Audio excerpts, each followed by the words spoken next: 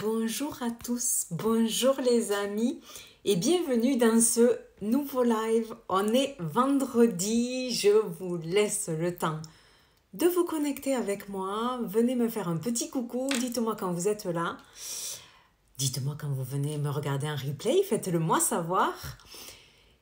Coucou Kuna, tu es toujours là, j'adore. Ravie de te revoir aujourd'hui dans ce nouveau live. Et pour ceux qui vont arriver et qui ne me connaissent pas, eh bien je suis Caroline Pupille et je fais en sorte que vous arrêtiez, qu'on arrête tous de se sacrifier tout en gagnant plus d'argent. Parce qu'on connaît tous des hommes ou des femmes qui se sacrifient ou sacrifient leur famille pour avoir un business, merci Kuna, pour avoir un business fructueux ou ces mamans qui se sacrifient pour leur famille, qui en arrivent jusqu'à s'oublier ou même jusqu'au burn-out. Alors moi, j'accompagne les entrepreneurs, les futurs entrepreneurs, les dirigeants même, à avoir une vie plus vibrante, plus alignée, à remettre de l'équilibre dans tous les domaines de leur vie pour avoir plus de temps, plus d'argent, plus d'énergie, quoi qu'il arrive. Salut Vincent! Je suis contente de vous retrouver aujourd'hui. Donc, nous voilà aujourd'hui pour notre live numéro 6 de mon challenge. On se retrouve tous les lundis et tous les vendredis. Ouais, coucou. Et aujourd'hui, je voulais vous parler des décisions. Vous le savez certainement. On fait environ 35 000 décisions par jour. Alors le chiffre exact, je crois que c'est plus de 99%, 99, je crois que j'avais lu la dernière fois 99,7, bon on n'est plus à ça près, 99%, déjà c'est énorme, de ces décisions-là que l'on fait chaque jour sont inconscientes.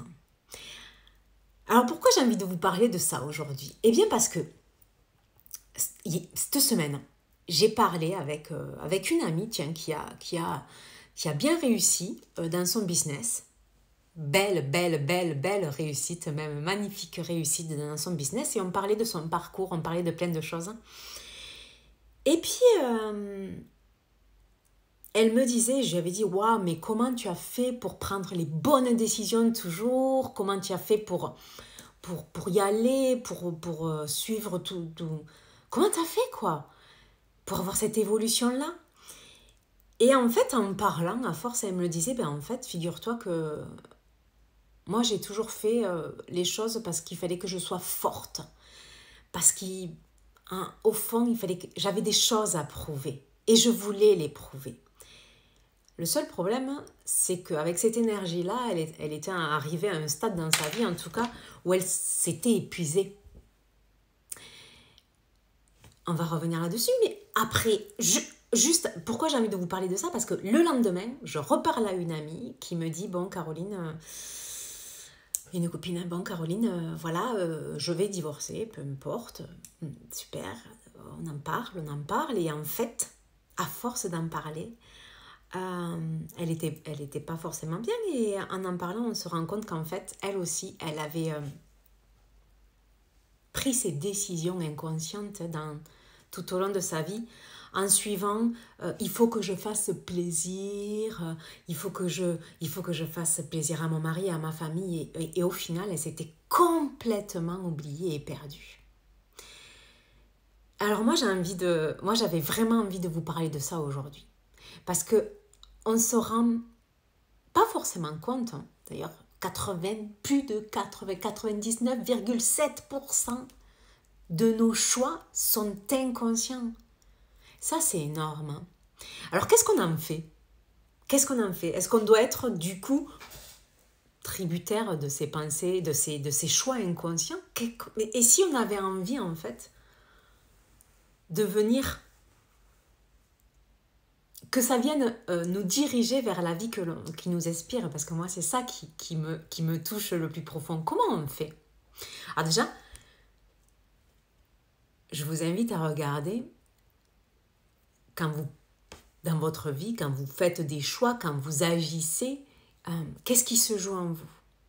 Est-ce que c'est plutôt, tiens là, je suis plutôt en mode de survie, de protection inconsciemment. Moi encore, cette semaine, bien sûr, c'est toujours en lien ma vie avec mes enfants, mais mes enfants, vraiment, c'est tellement pour moi, c'est tellement source d'évolution et de sagesse que effectivement, je grandis beaucoup grâce à eux.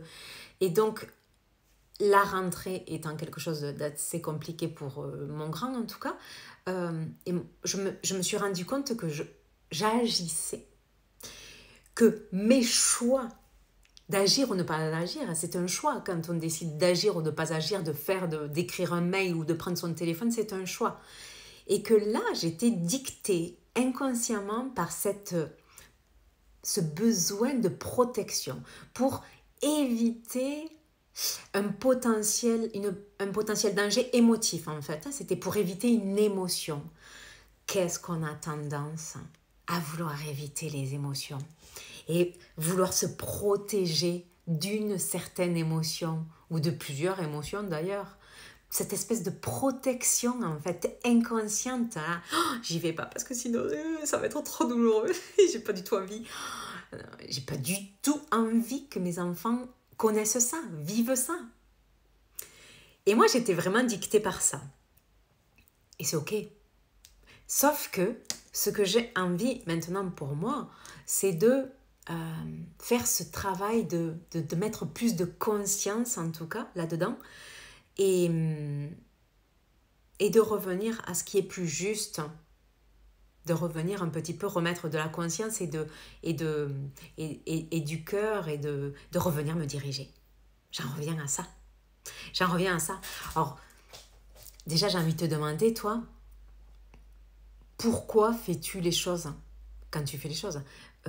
Qu'est-ce qui te guide dans ton business, dans ta vie de tous les jours, Mais là, par rapport à notre business, par exemple, au début, j'étais guidée par la peur. La peur de ne pas avoir assez de clients, la peur que l'on me juge, la peur d'échouer, la peur, etc., etc. Au fond, c'était ça qu'il y avait. Alors, je t'invite toi aussi à regarder qu'est-ce qui se joue en toi, en fait. Qu'est-ce qui se joue inconsciemment en toi? C'est ça le travail que moi j'adore faire tous les jours. C'est le travail que je dis, je fais un travail en profondeur en moi. J'adore ça. Aller voir qu'est-ce qui se joue en moi. Est-ce que je fais les choses pour prouver aux autres? Moi, je pense que quand c'est une énergie de on veut prouver quelque chose ou quand il y a des peurs, au final, c'est génial, ça te met en action, hein, c'est super.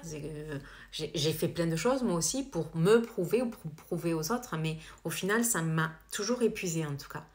On perd vachement d'énergie quand on est dans ces modes d'action-là.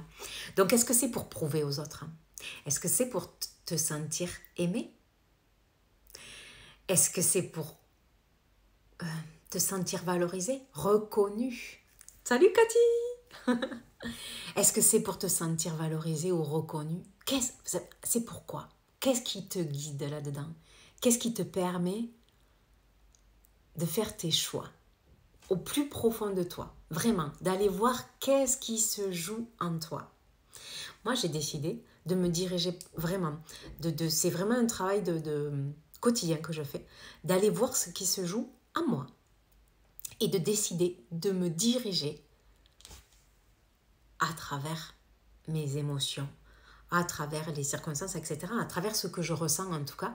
Et pour, par exemple, si je veux éviter une douleur, si je veux éviter de ressentir une émotion, eh bien, je reviens à ce qui est plus juste pour moi. Je vais aller transformer, je vais aller choisir. Je vais mettre un peu plus de conscience, du coup, et je vais aller choisir qu'est-ce que je veux vivre, qu'est-ce que je veux vivre dans ma réalité? Qu'est-ce que je préfère croire aujourd'hui? Et que qu'est-ce que je préfère croire, oui, pour le vivre dans ma réalité? Parce que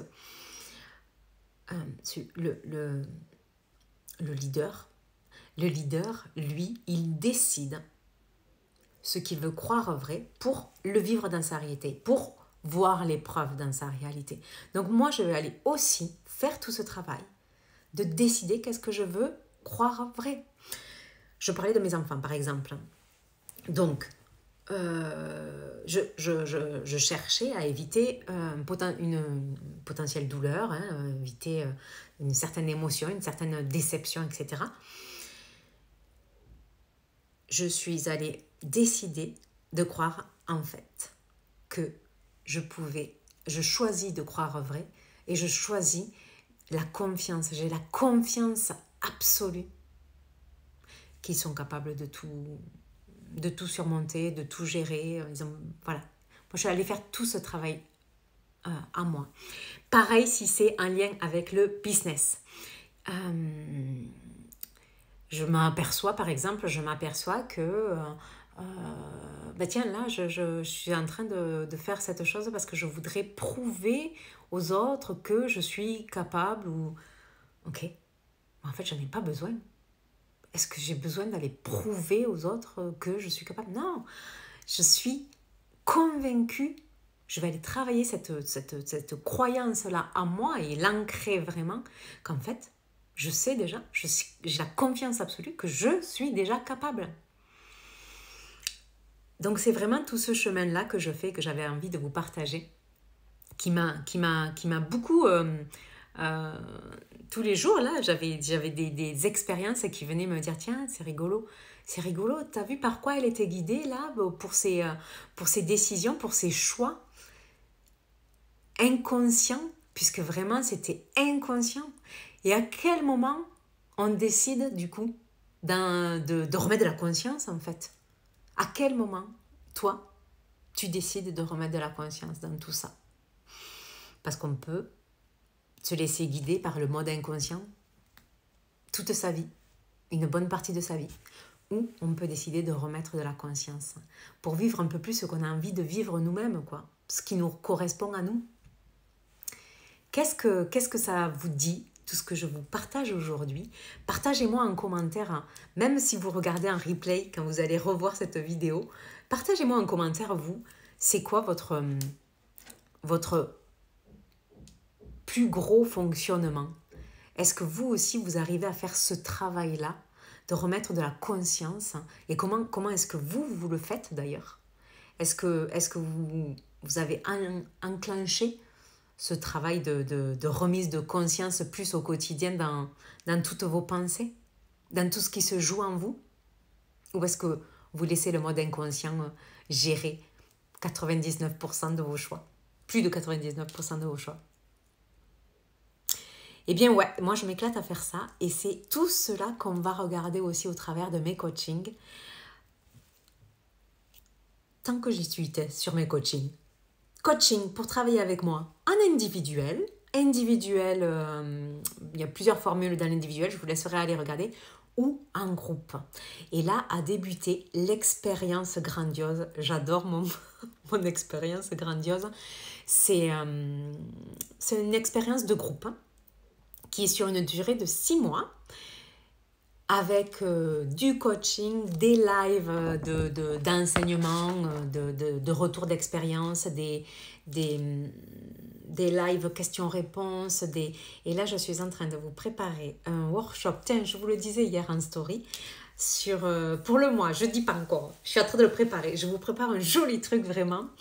J'ai même mon assistante qui bosse là-dessus en ce moment et vraiment ça va être fabuleux, un workshop merveilleux pour le mois d'octobre. On est en train de le finaliser, je pense que je vous le lancerai là dans pas longtemps, mais c'est bien sûr en lien avec les entrepreneurs ou les dirigeants et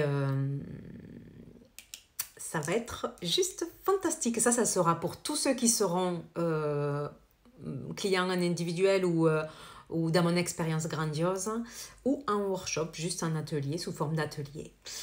Voilà, voilà les amis. Écoutez, vendredi, ouais, c'est la fin du live de cette semaine.